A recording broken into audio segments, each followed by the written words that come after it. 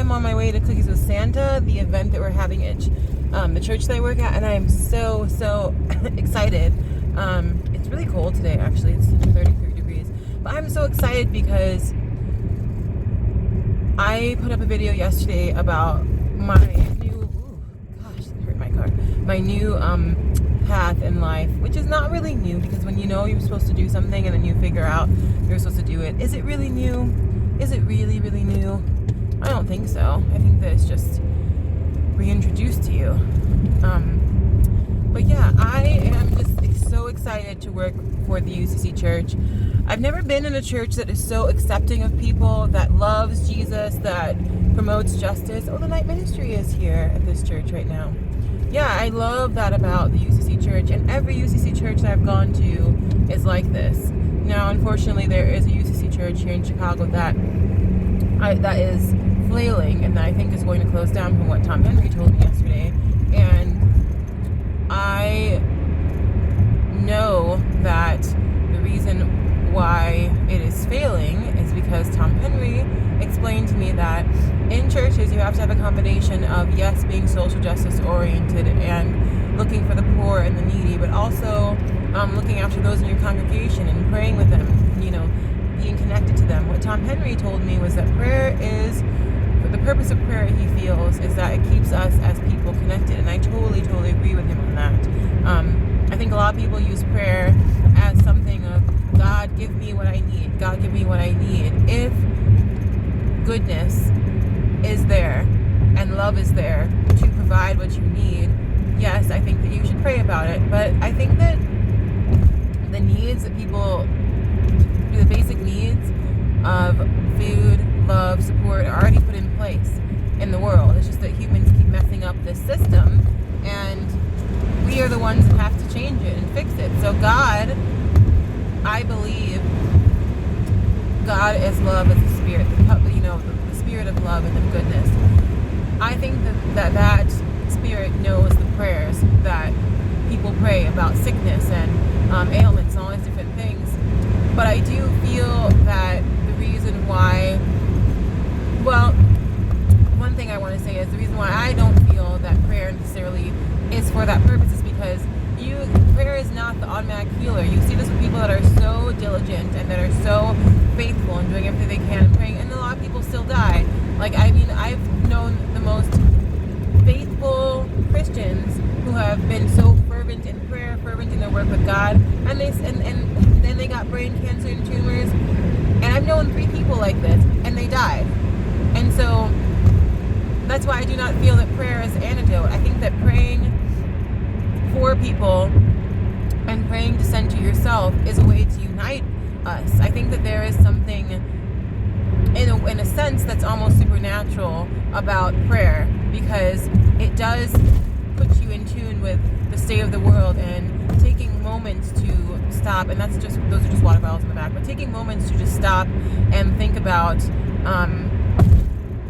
life, and think about, I am not the only person here, and my emotions are not the only ones that matter. I mean, thinking about all of these things is very important, and that is why I feel like prayer is very important, and that more people should pray, and that more people should center themselves around other people and focusing on how they can be a better part of the world.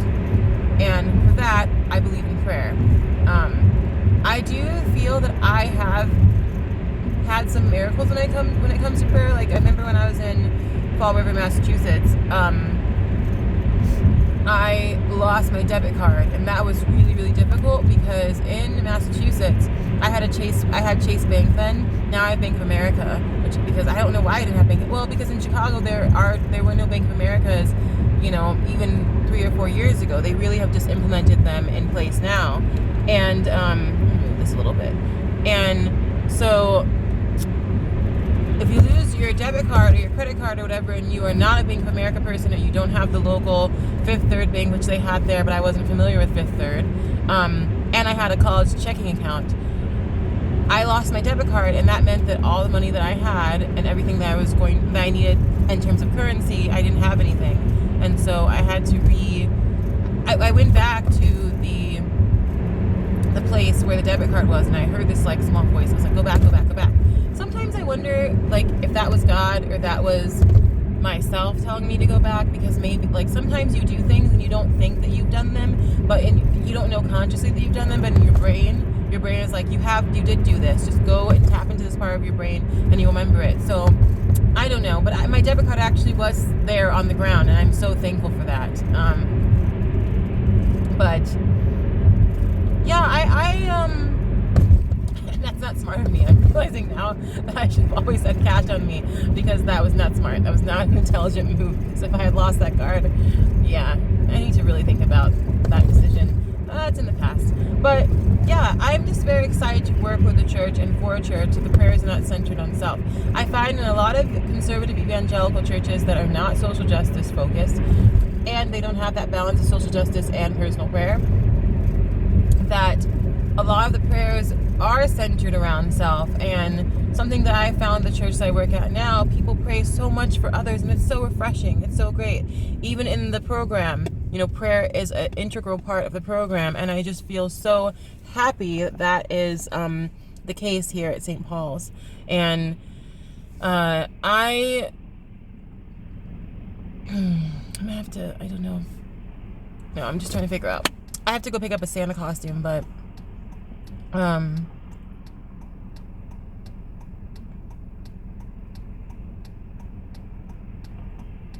very, very happy that even though this message of Sabbath that I was taught to keep the Sabbath holy, 6 days shalt thou labor and thy work, and the 7 days of Sabbath.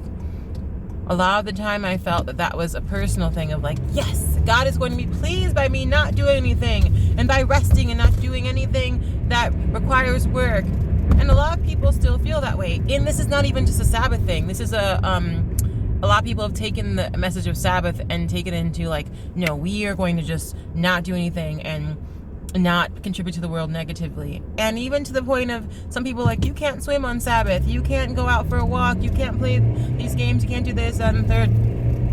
With the Bible, and my thing is this, I really don't think that Christianity is for self, it's for the world. And Christianity to me is not just Jesus. It's not just about Jesus being the main focus. It's about human beings coming together to make the world a better place. That to me is what Christianity is. And that's why I finally am able to say that I want to be a UCC minister, because when I talked to Tom Henry yesterday, I've had a hard time reconciling, can I just advocate for one way of being? Can I just advocate for Christianity? Should I become a Unitarian Universalist where other denominations and other faith backgrounds are welcome? But Tom Henry said something very interesting to me that I was waiting to hear. I heard two things that have changed my life in terms of how I think, and that was going to Chicago Theological Seminary and hearing one of the teachers, the professors there, say that you should go where you're welcome, and hearing Tom Henry say to me that you were just born to Christianity, but Christ is not about Christianity, Christ is about the world. And I remember when he said that to me yesterday, I was like, I can do this. I can do this. The baptism stuff, the resurrection, sometimes it's hard to believe that. And it's okay to have doubt. It's not like your path in ministry is about perfectionism. It's about trying to do the best while you can on this earth, to be there for the people that are in need. And the church originally was for people in need. Oh, I wanted to go back to the Sabbath. So yes, I go on these long tangents, as you know. This is why it's just me driving, but I even do this with people that I know. But yeah, I think that a lot of people have put all these restrictions on the Sabbath, and the restrictions on Sabbath are, what is the fast I've chosen? To break the bonds of people, to break the yoke. I can't remember it. Gosh, I need to get back on scripture. But the fast that God has chosen is to be there for people in need, to be there for the poor,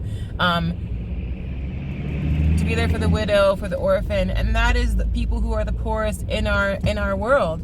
And one thing that I've learned from Islam, that a guy that I was having a really great connection with told me, and also he told me to read this part of the Quran. He said to me that, he directed me to this, but the Quran says that no man should eat if other people are hungry. And that means that if you see your brother that is needy, then you should be on strike too, and you should not accept your your food if other people are not getting food. And what that means to me, because I can't just not eat if I'm going to do this work. You can take it anyway, and some people do not eat.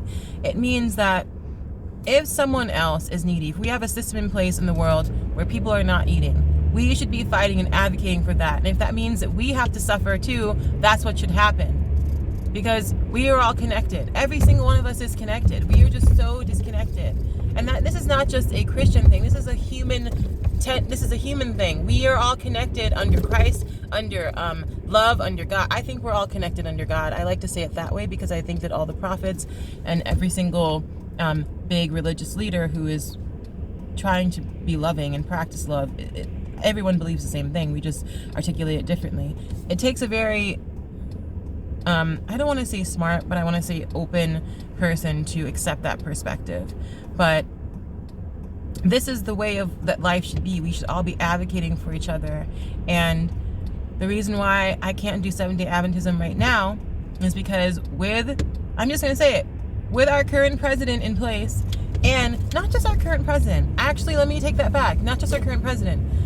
This has been happening for a very long time. Social services have been cut for people who are mentally ill, people that are poor, people that are of color. But I feel like the root of this all is poverty. The message of Jesus is all about poverty. So poverty is the main problem in America and in the world. Poverty is the biggest thing that we are dealing with. But I don't feel that I want to keep fighting against something that all of my energy is spent trying to convince people to do otherwise, instead of, and I used to be very resentful of this, but instead of spending a lot of my energy saying we should be doing this, I should just be with people that are already doing it, and then training those that don't know to do better. But it's very hard for me to know that we live in a society where there are people who make millions and billions of dollars, and there are people that have no money, who have to work 3 to 4 jobs, just to make ends meet, and that rent is going up, and food is not available to certain people, and water is poisoned with lead. I mean, just all these things that should be natural to human beings have been taken away because of the greed of people in power. Anyways, on that note, I'm going to go. I just wanted to explain to you all why I've decided to walk away from 7-day Adventism for a while. I'll always be a Sabbath keeper, but I need to do the work of Sabbath, and Sabbath is being there for those in need. Have a good day. Bye.